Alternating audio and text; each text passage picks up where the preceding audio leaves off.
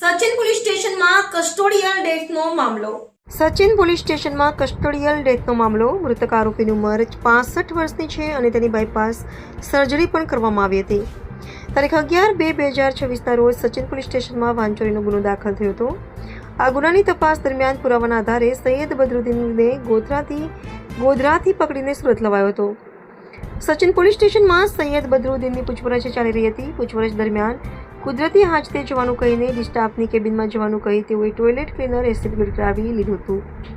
ત્યારબાદ તેમને ઉબકા અને પેટમાં દુખાવાની ફરિયાદ હતી, તેથી તેમને સ્થાનિક હોસ્પિટલમાં સારવાર માટે લઈ જવામાં આવ્યા હતા. ત્યારબાદ ખાનગી હોસ્પિટલમાં લઈ જવામાં આવ્યા હતા. ત્યારબાદ વધુ સારવાર માટે સિવિલ હોસ્પિટલમાં લઈ જવામાં આવ્યા હતા. ત્યાં સારવાર દરમિયાન તેમનું મોત થયું હતું. હાલ મૃતદેહને પોસ્ટમોર્ટમ અર્થે ખસેડવામાં આવ્યો છે. મૃતકનો ગુનાહિત ઇતિહાસ પણ હોવાનું સામે આવ્યું છે.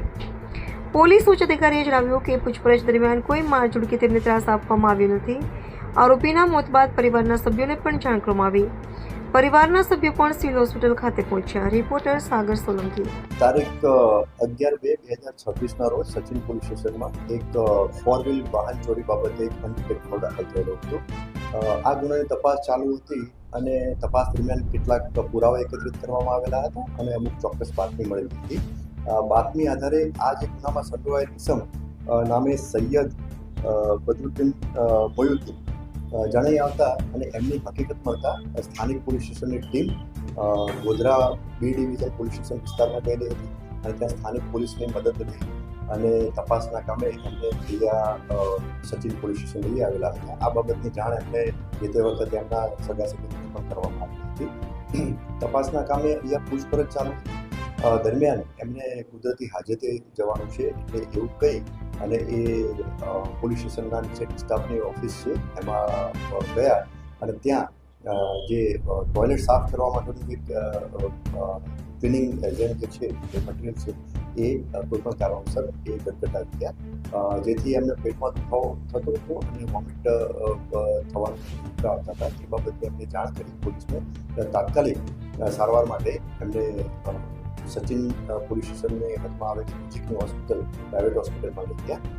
એના પછી એમની વધુ સારવાર માટે બીજી એક હોસ્પિટલ સમર્પણ હોસ્પિટલમાં લઈ ગયા અને એના પછી સ્પેશિયલ ટ્રીટમેન્ટ અને વધુ સારી સારવાર મળી રહે એના માટે એમને સિડ્સ હોસ્પિટલમાં ટ્રાન્સફર કરવામાં આવ્યા અને એમાં સારવાર દરમિયાન એમનું અવસાન થયું છે.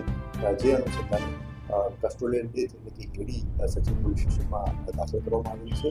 હાલમાં સદર બનાવ બાબતે જે અકસ્માત પણ દાખલ થયેલું છે, તપાસ ચાલુ છે. હાલમાં પીએમની કાર્યક્રમ કરવાની તજવીજ પણ હાલમાં ચાલુ છે અને આ જે અવસાન જેમ થયેલું છે એમના અગાઉ પણ લગભગ 15 અલગ અલગ ગુનાઓ અલગ અલગ પોલીસ સ્ટેશનોમાં દાખલ થયેલા હતા. એટલે કે એમનો ગુનાહિત ભૂતકાળ પણ હતો. આ પણ તપાસ દરમિયાન આપણને જાણકારી મળી છે. હાલમાં એમના સગા સંબંધીઓને બોલાવી લેવામાં આવેલા છે અને પીએમની કસ્ટોડિયલ ડેથ અનુસંધાને જે કે બી કાયદેસર કાર્યવાહી થતી હોય તે અત્યારે ચાલી રહી છે.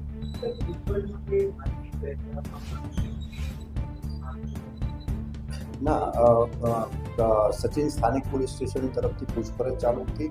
પૂછપરછ દરમિયાન કોઈ પણ મારઝૂડ કરવામાં આવી નથી અને કોઈ પણ એવું માનસિક પ્રેશર કરવામાં પણ આવ્યું નથી. અને બીજું આપણે જણાવું કે આ જે અવસાન જેમનું થયેલું છે સૈયદ બદરુદ્દીન મોયુદ્દીન, એમની ઉંમર 65 વર્ષની છે અને એમની બાયપાસ સર્જરી પણ કરવામાં આવી હતી એવું પ્રાથમિક જાણકારી પણ મળી છે. એટલે પોલીસે બિલકુલ હાર્શ થયેલી હતી, ફક્ત પૂછપરછ કરેલી હતી. પરંતુ આ જે સૈયદ બદરુદ્દીન જે છે એ અલગથી રહેતા હતા અને કોઈ પણ એમને કારણોસર આ રીતના એમને બાથરૂમમાં જઈ અને જે બાથરૂમમાં રાખેલું હતું એસિડ એ ગટગટાવી.